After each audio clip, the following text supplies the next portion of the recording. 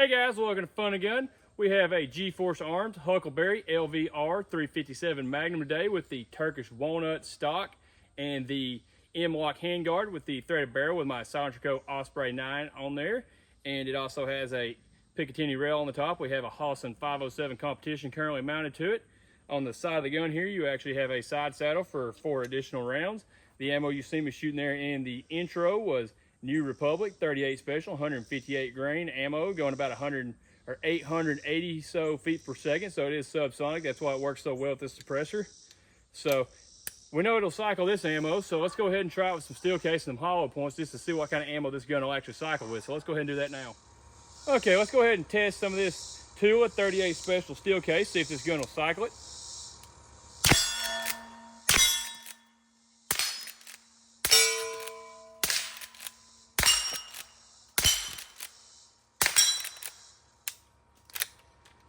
Seems to cycle the steel case just fine, which is pretty nice because this ammo is pretty cheap a lot of times. So let's go ahead and try it with some hollow points to see how that goes. Okay, next up we have some hollow points. And I'm not 100% sure if this is what they say they are, but they say they're Federal 38 Special plus P. I got this ammo in a trade, so I'm not 100% sure if it's not a reload. So let's go ahead and shoot some hollow points to see if this gun will cycle them. Didn't.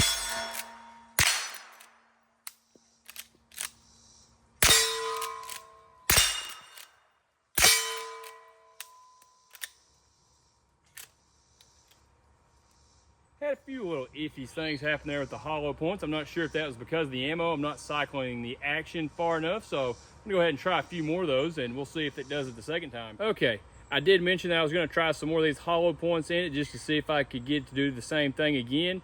I loaded the gun all the way up with another 8 rounds of these hollow points, and the first round wouldn't even feed into the gun, so I chose to just unload the gun and go ahead and tell you why I think it's not doing that and are feeding properly, and that is because these rounds have a nice flat tip on them, and when they're in the tube they're stacking like that right there, and it's not letting the round pop up to go into the chamber like it needs to. So I'm not going to say it won't cycle hollow points, but these Federal hollow points I have right here, the way they are shaped, it does not seem to like to cycle those. So let's go ahead and head into the table and we'll go ahead and talk about this gun and get you a little bit closer look at it now. Okay, we're back in here to the table with our Huckleberry. We're going to go ahead and go over some of the features of the gun. Then we're going to go over some stuff I like about it, a few things I don't like about it, and then some issues I've had with it so far. So let's go ahead and start off at the front of the gun here. It is 1/2 by 28 threaded, as you've seen there in the intro, and me shooting it a little bit I was shooting it suppressed, and that's what I bought this particular gun for, is to use a suppressor hose. And I was pretty happy to the fact that it's also properly suppressed, threaded. So when you thread your suppressor on there, it does bottom out on the end of the threads, doesn't leave a gap. The only reason there's a gap right here between the thread protector is because there is some leftover Teflon tape on the barrel from when I was shooting it suppressed, and it's just not letting that thread on all the way. So if you're not going to shoot it suppressed, you're going to be able to thread that on and have a clean look. It's not going to have that gap. You do have a nice metal front sight with a red fiber optic in it. And I'm going to go ahead and mention that I did Loctite the screw into the barrel band here, along with all the screws into the handguard here, because after shooting the beginning of this video, just messing with it a little bit off the camera, this screw here and this screw here were loose to the point where the handguard would jiggle. So I went ahead and put Loctite on them. I also Loctited this screw right here that clamps onto your handguard. And I will say, if you're going to once you go ahead and take that screw out, you got to be careful, because this part right here is separate from the handguard, because the handguard is made out of aluminum, which was something I was kind of surprised about. For some reason, I just kind of felt like it was going to be plastic, but it is a nice aluminum handguard. And this is a steel insert, a little puck that sits down in there and gives you something that's nice and solid to put your screw into. So got to be careful with not to drop that when you go to put Loctite on that particular screw.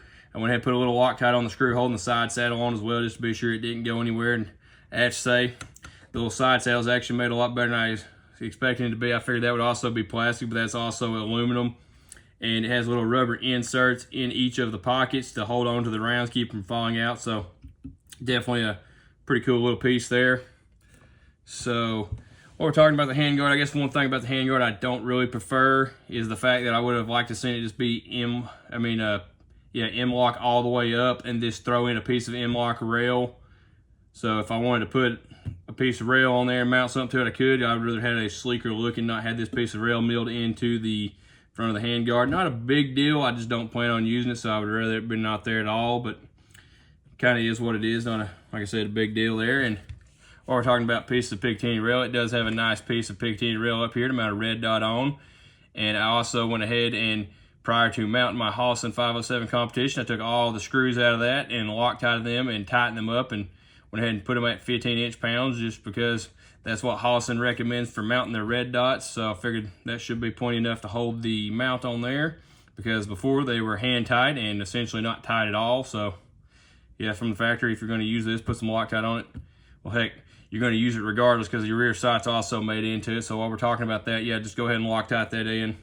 But the rear sight kind of leaves a little bit to be desired, because you only have elevation adjustment. There is no windage adjustment here. And when I first went out to shoot this gun, I've only shot it suppressed so far, so I can't say that these sights wouldn't be dead on if you're not shooting it suppressed. But I had this specifically, bought this gun as a suppressor host.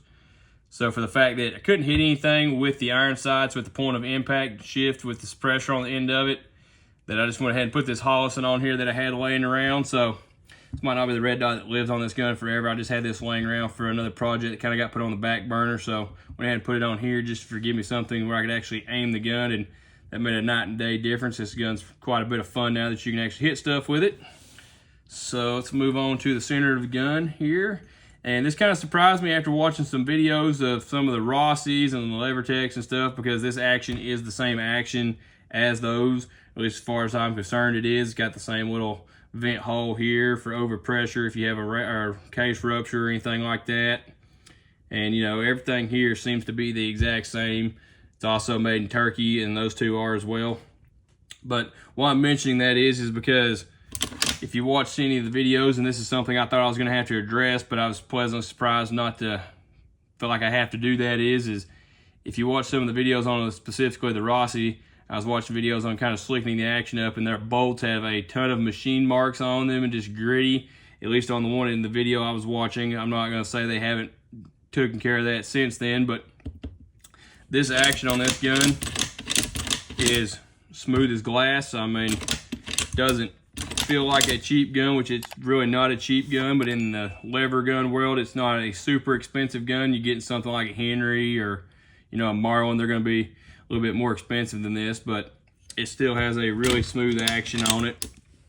So I'm going to probably end up putting a spring kit in it just to kind of lighten up a few things, just to help, like, you know, instead of throwing the case out of the top when it ejects, it's going to kind of more fall off to the side, so it's easier to find, a few things like that. So I am going to mess with the action a little bit. I'm just probably not going to polish anything. We'll get more into that in just a second. But while I'm on the center of the gun here, I'm going to talk about the loading gate here.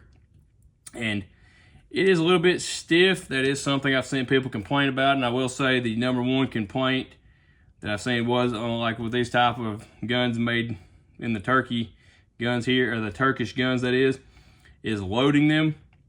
And that is because I was watching one of the videos, and it makes sense. What he said is the same spring that they use in this 16-inch, they also use in the 18 and the 20-inch variations of the gun, so they don't have to make more than one spring. So essentially the shorter gun is oversprung, and that's what makes it really hard to put the round into your loading gate here. And when I say it's hard to put the round in it, you'll get it halfway and you'll leave it to where the doors or your loading gate's still hung open, so you can put the next one in, and that round will try to push back out. So I will go over what I'm going to do to address that in a second video, along with what I end up doing to the action, and just a few things I'm planning on doing to this gun as well. There's also another modification you can do to the loading gate itself. I may or may not do that, just depending on what happens when I mess with the actual spring itself. Now, another thing that I've heard people talk about on these style guns, specifically on the Rossies, because there's not a whole lot of videos addressing these, is the fact that they have a plastic follower in the mag tube here, and it eventually swells out and starts to drag. And that was something else I already planned on going ahead and just picking up a metal follower to replace it. Well, I actually found out when I had to take this tube open to unjam the gun a couple of times, it does have a nice aluminum follower in there. I'll go ahead and insert a picture of that right here. And while we're talking about jams, I did have a few jams, especially like you've seen there in the beginning here when I was trying to shoot hollow points in it. It does not like the hollow points that I have. And I've had a few issues. I had some reloads left over that I got from a buddy that he got in another deal. So who knows where they actually came from. So figured we'd just try some of them in it, and they weren't crimped the best. So when I was loading them into the tube with that stiff spring and everything all combined, I had 2 of them actually push the rounds inside the case too far, which was a good which not a good thing, but the fact that the gun wouldn't feed it in that state was a good thing, because you don't want to shoot a gun with the bullet pushed down in the case. I'll go ahead and insert a picture of that as well. That was something that I wasn't expecting to have issues with, but had that issue at least twice.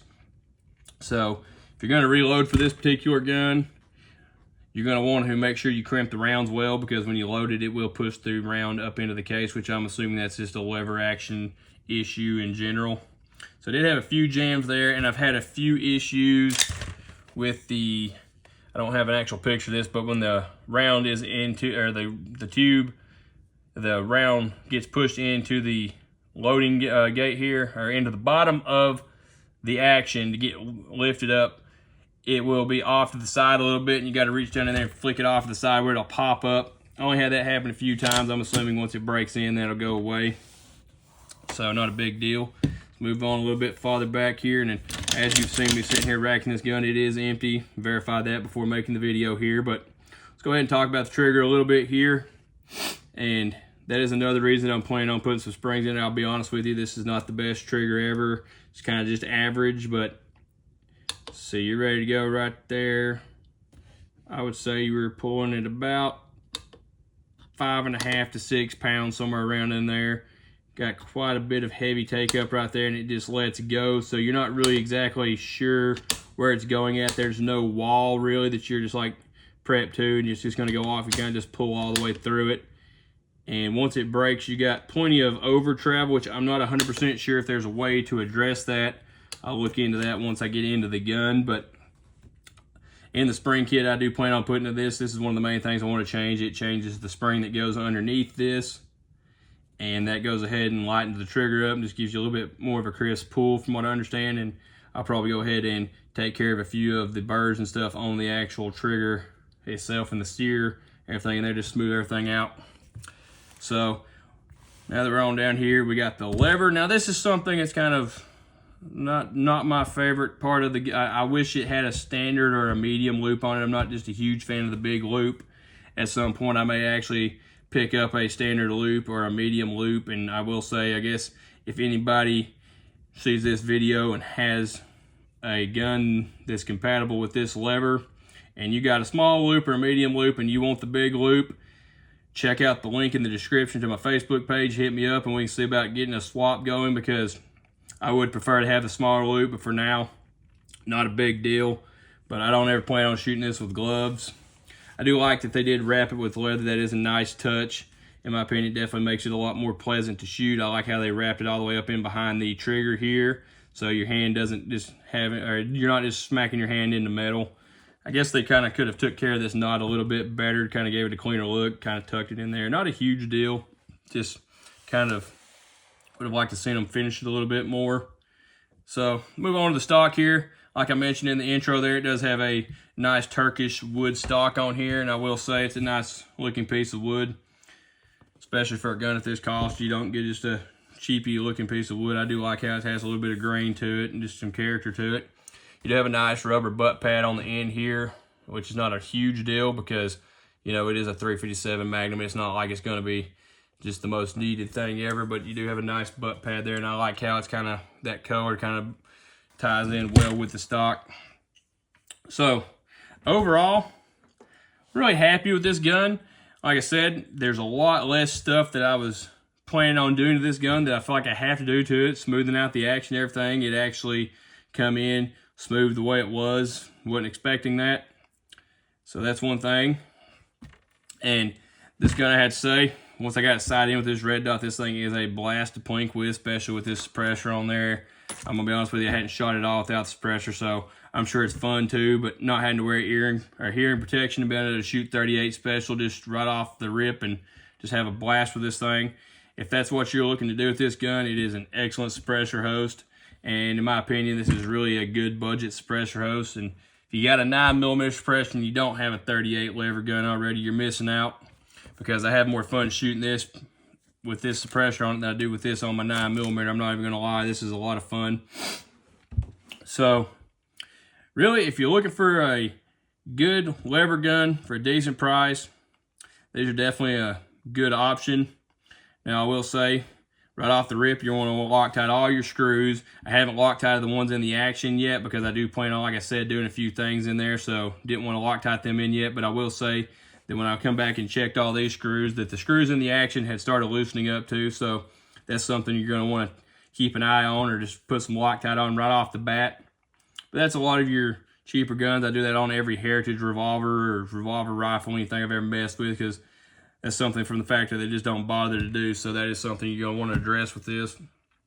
But other than that, I mean, it does appear to be a well-made gun. Like I said, the action is much smoother than I was expecting, and I feel like if you pick one of these guns up, you're definitely going to be happy with it. And if you're interested in seeing what I'm planning on doing with this gun, like action-wise, and just fixing a few of the issues I mentioned with the loading setup here, and just a few other things I have that I'm thinking about doing with this, if you go ahead and click that subscribe button and look out for a second video on this gun. And appreciate you watching this one. That's all I had for you today. Okay, if you made it this far, I just want to say thanks for watching. Don't forget to like, comment, and share. If you're looking for more Fun and Gun right now, you can click one of the 2 recommended videos there. If you're looking for more Fun and Gun later, you can go ahead and click that there subscribe button. I sure would appreciate it. And if you're finding me from Facebook, go ahead and click that open app button at the top to make all that a lot easier, and I'll see you next time.